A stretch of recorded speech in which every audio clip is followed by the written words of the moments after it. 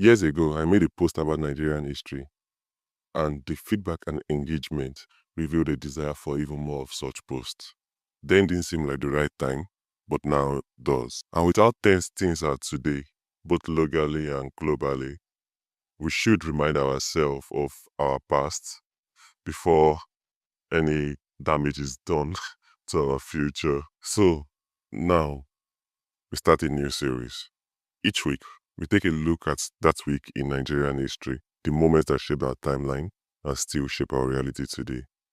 And quite appropriately, we're starting with January 1st. This week in Nigerian history takes us back 112 years to January 1st, 1914, the creation of Nigeria. That day, the two protectorates, the northern and the southern, were amalgamated, and the new colony and country, Nigeria, was created officially.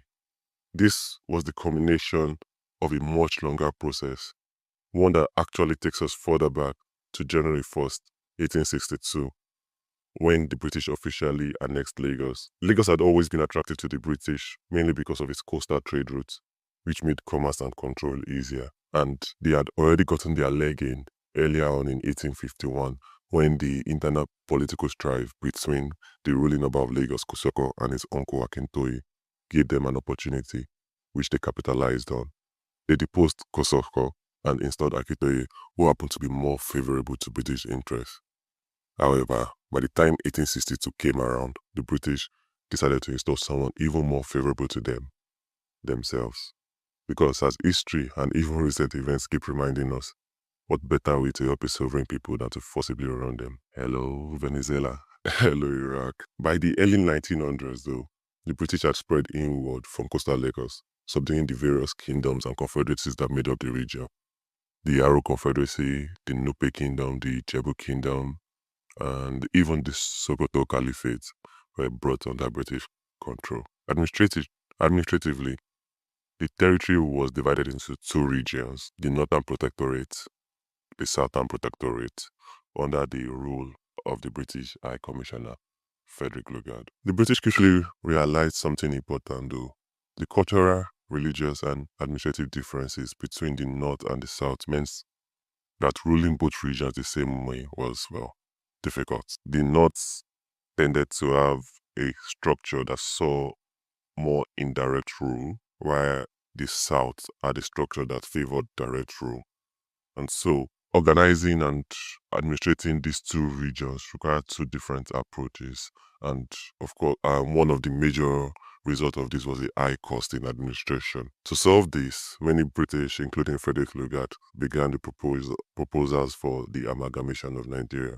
And after several years of advocacy of these proposals, on January 1st, 1914, the two protectorates were merged into a single entity. A new nation was born, Nigeria. One country, different tribes, different cultures, different religions, and no issues have come from all those. It's been swell so far. Interestingly, the name Nigeria itself came from a proposal in 1897 by Flora Shaw, who would later become Lugard's wife. Nigeria meaning area around the River Niger. And whilst there are differing interpretations of what Niger itself means, the most commonly accepted meaning is river of rivers. Fast forward 53 years.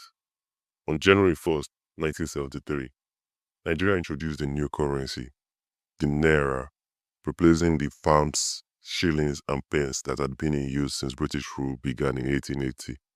Even after independence in 1960, we still use the localized version known as the Nigerian pound. Before colonial currency though came, trade in the region was carried out using cowries, beads, bottles, farm produce, and various other exchange methods.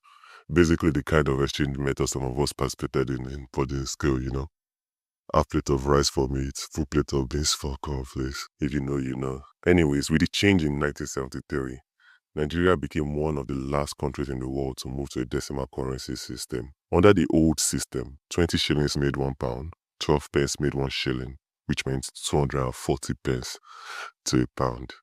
Bet you didn't think we were going to do math here. But the new decimal system is much simpler and is the one we are mostly familiar with in the world. 100 kobo makes 1 naira instead of 240 pence for a pound. And also we have it similar like 100 cent makes a dollar, and even the pound has changed. So you have 100 pence making a pound. The Naira was coined by Obafemi Awolowo, then Nigeria Federal Commissioner of Finance.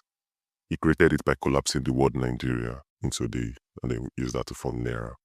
Kobo comes from also a collapsing and, mesh of the word copper, since the coins were originally made from copper. And whilst Awolowo was then Federal Commissioner of Finance when he came up with Naira, the Naira itself was officially launched by Shehu Shagari, Finance future President Shehu Shagari, who was Minister of Finance at the time in 1973. At the launch of Naira, £1 was equal to 2 Naira, $1 equal to about 1 Naira 60 cents or so, 1 Naira 60 kobo thereabouts. Of course, today, well, well, let's not talk about the rates now.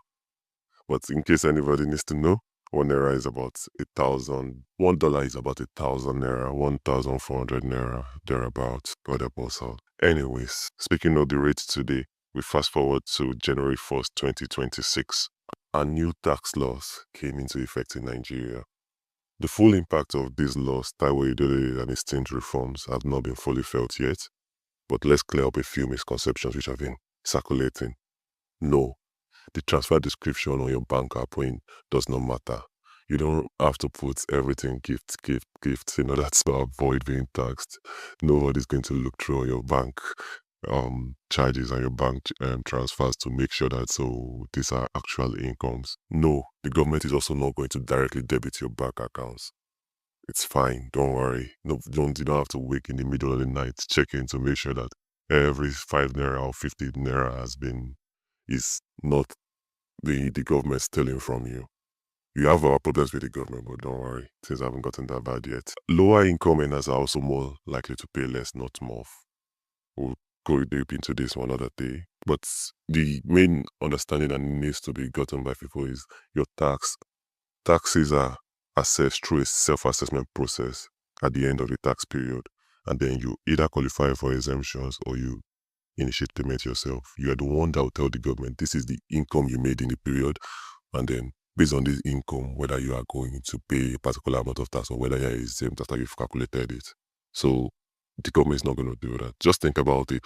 If the government had to do that for every single person, that's more than 200 million people, the cost will be enormous. It's just completely realistically inefficient and realistically impossible to do. Instead, they will focus on medium to larger companies who are more likely to pay a huge amount of tax that will justify any expense in checking it, and then high-earning individuals most likely also. The major thing to get out of this is just be careful what you read out there. There are there are a lot of lies, and be careful with what people tell you, including this actually. Just be careful, because more often than not, the truth is out there, but the lies are in our head. Happy New Year and have a wonderful week.